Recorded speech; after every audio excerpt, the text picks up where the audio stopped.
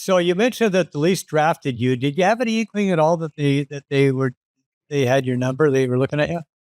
Well, when I was 18 years old, I guess I was 8. I just turned 18. So we're in Montreal. Your agent brings you out because you know you're going to go in the first round. So all the first rounders are there, and some of the second rounders are there. The agents have brought them in. And then any local hockey player that's from and around Quebec probably was in the stands potentially to get drafted so they could walk down. But back then, we had Bill Waters as an agent, and he brought in probably 5 or 6 of us that he knew were going to be in the top couple rounds. And before the draft, you get there 2 days before the draft, I think, and you do interviews. So it's kind of the last meeting you have. Yeah, you've had some phone meetings or in-person meetings, depending where you played, with scouts. And then the scouts report back to the GMs. Now all the GMs and the scouting staff are there, and they set up these meetings. So I'll never forget meeting Toronto. We were in a Montreal hotel, not in the lobby, maybe on the second floor, and it was in this big wide hallway. And there's all these agents. There are all these men that you think are really old, and they're not. But you're 18 years old, so you think everybody 40 and above is old. But now that I'm almost 60, I realize they weren't that old. And I met Floyd Smith and Vicky Duff, and I met the coach. Assistant coach was Dan Maloney. I met Mike Nicoluk, the head coach, and some others. Oh, I'd met Johnny Bauer. So they're all there. And you can just see, like, now looking back on it, it's like a beehive, they're like talking about you and, because they've got all these names. Who should we take? Who should we take? And they're meeting all these different hockey players. And that's the day before they're going to make the decision. And Jerry McNamara, who's the GM, who just passed away, he said, he goes, there was something in your eyes. He told me that over and over. There was just something in your eyes, and I believed in you, and he took me. And you never know. Like, you just never know in the draft. It's a crapshoot. I mean, that year, the first 3 picks, I mean, it was unbelievable. They took Lawton over, Sylvain Turgeon and Yzerman and Pat LaFontaine. Those were the first 4 picks. Barrasso was 5th. Johnny McLean was 6th. I was 7th. 8th was Dave Gagne or Cam Neely, one of the two. But anyways, it was, and then later in the round, there were some unbelievable picks like Patrick Waugh and Claude Lemieux and Rick Tocchet. And, so it is a crapshoot, but that's what happened. That was a heck of a draft. Called my name. Unbelievable. But it's kind of relaxing because you're getting picked. Like if it wasn't, I thought I was going to Vancouver because they picked 9th. Actually, I think Andrew McBain went 8th and Cam Neely went 9th, and then something like that. Because I always thought I was going to Vancouver because a hometown boy. And Winnipeg didn't interview me. They were looking for a big forward. So they were McBain or Neely or somebody else. But they weren't looking for a small centerman. I think the average height of our first round that year was 5'11", 180 pounds.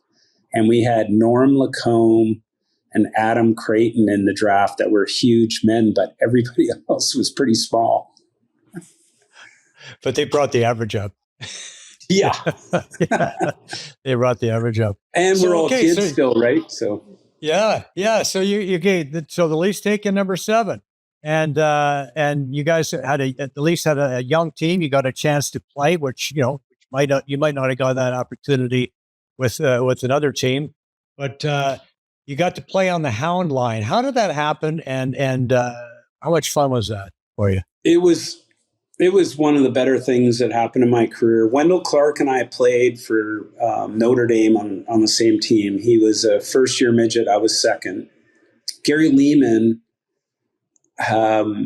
when I was 14, Gary Leeman was 15, and he played on the midget team. I was on the Bantam team. So the three of us were never at the school at the same time. Yeah. And they had moved Gary up from defense to forward to play with me a little bit, and he was a small defenseman, and he was very gifted, like one of the greatest athletes I've ever met in my life. Like I got stories about Gary Leeman that will blow you away. Think about this: second round draft pick, as a defenseman, scores 50 goals as a forward. Mm-hmm. Met a girl one summer, picked up golf, and by the training camp, he was a 0 handicap. When he played hockey at Notre Dame, he played soccer before the season started. Football team calls him over to kick field goals. That year, he won Rookie of the Year and MVP of the Football League in Saskatchewan and the MVP of the soccer in Saskatchewan. Like, unbelievable athlete. So they moved him up to forward. Wendel came in. They wouldn't put us together. They put him with whoever, and they moved him up to forward. And then our president sat behind the bench in Toronto and kept yelling, "Put the Hound Line out! Put the Hound Line out!" And finally, Dan Maloney, I don't know, a week later, the people were talking about these three kids. It'd be like the kid line, like all these. Yeah. Toronto had all these famous lines, the kid line and this line, that line, and they were like, you got to put these guys Jackson together. yeah. He didn't. They never wanted to put three young guys together. When I was there, they always had me with two older players. They had Gary with two older players. And Wendel was with like Derlego and Rick Five for a bit, or he was with Bull Put Up. I don't know, but they were always they were scared of putting three young guys on the ice together at the same time. And when they did, it was magic. We just, with Wendel's toughness and his wrist shot and scoring ability, and Gary's playmaking and defensive play, and then me with I like to pass, we clicked, and the fans loved it. And Wendel beat the shit out of everybody that touched us. I asked him. I found out I did TSN, and I was on this show about concussions, and they were talking about fighting. And that day, I found out I got 20 fights in my career. I thought I had 16. I thought I was good for 1 year. I was so proud of myself that I had 20 fights. That night, I'm at the Leaf game with Wendel, and I said, "Clarky, I found out today I was in 20 fights. How many were you in?" And he goes, "I was in 36 the first year I played with you." In 1 year. Yeah. In 1 year. But it was fun. It was so much fun. And then Wendel hurt his back, and then I got traded. Gary got traded. I mean, it's too bad that we didn't have more time with that team, because we had such great players. Like Wendel always talks about the best Leaf team he ever played on, talent-wise, was the 1987 Toronto Maple Leafs.